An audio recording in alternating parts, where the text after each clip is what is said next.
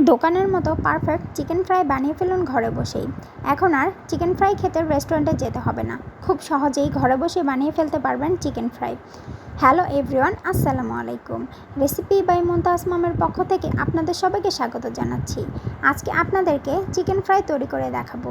খুব সহজভাবে তৈরি করব, আশা করছি আপনাদের ভালো লাগবে। প্রথমেই লেগ পিস নিয়ে নিয়েছি স্কিন সহ। অবশ্যই স্কিন সহ নিতে হবে, না হলে চিকেন ফ্রাইটা ভালোভাবে হবে না।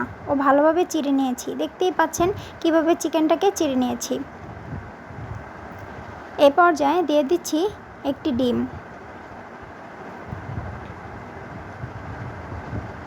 এখন দিয়ে দিচ্ছি সামান্য একটু টেস্টিং সল্ট, আদা রসুন বাটা, মরিচের গুঁড়ো, ধনে গুঁড়ো, জিরে গুঁড়ো ও সয়া সস। এখানে 1 টেবিল চামচ সয়া সস দিয়ে দিয়েছি। এ পর্যায়ে দিয়ে দিচ্ছি টমেটো সস। এখানে আমি 2 প্যাকেট টমেটো সস দিয়ে দিয়েছি। এ পর্যায়ে দিয়ে দিচ্ছি সামান্য একটু চিনি ও লবণ। এখন সবগুলো মিশ্রণকে ভালোভাবে মেখে নিচ্ছি। অবশ্যই ভালোভাবে মেখে নিতে হবে যাতে চিকেনটার ভিতরে মশলাটা ভালোভাবে ঢুকে যায়। এখন দিয়ে দিচ্ছি লেবুর রস। আবারও ভালোভাবে মেখে নিতে হবে। এখন চিকেনটাকে আধা ঘন্টার জন্য রেস্টে রেখে দিচ্ছি। এ পর্যায়ে একটি পাত্রে দিয়ে দিচ্ছি 1 কাপ পরিমাণ ময়দা ও কর্নফ্লাওয়ার। এখানে 2 টেবিল চামচ কর্নফ্লাওয়ার দিয়ে দিয়েছি। এ পর্যায়ে দিয়ে দিচ্ছি কালো গোলমরিচের গুঁড়ো। এখন দিয়ে দিচ্ছি সামান্য একটু বেকিং সোডা। এ পর্যায়ে দিয়ে দিচ্ছি মরিচের গুঁড়ো ও সামান্য একটু লবণ। এখন সবগুলো শুকনো উপকরণকে ভালোভাবে মিশিয়ে নিচ্ছি একটি হ্যান্ড উইক্সের সাহায্যে।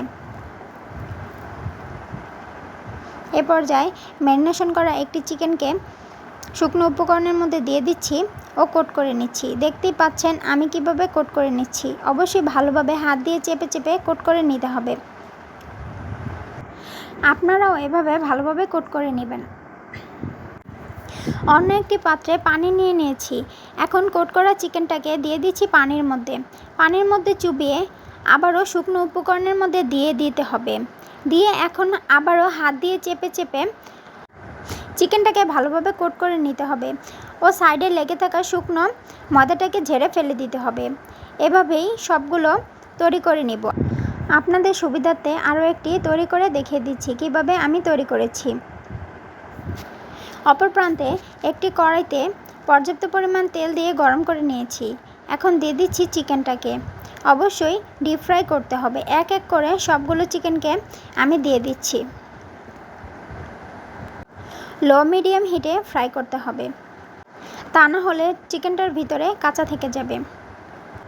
শত শত টাকা খরচ করে রেস্টুরেন্টে গিয়ে চিকেন ফ্রাই না খেয়ে ঘরেই খুব সহজেই চিকেন ফ্রাই বানিয়ে ফেলুন।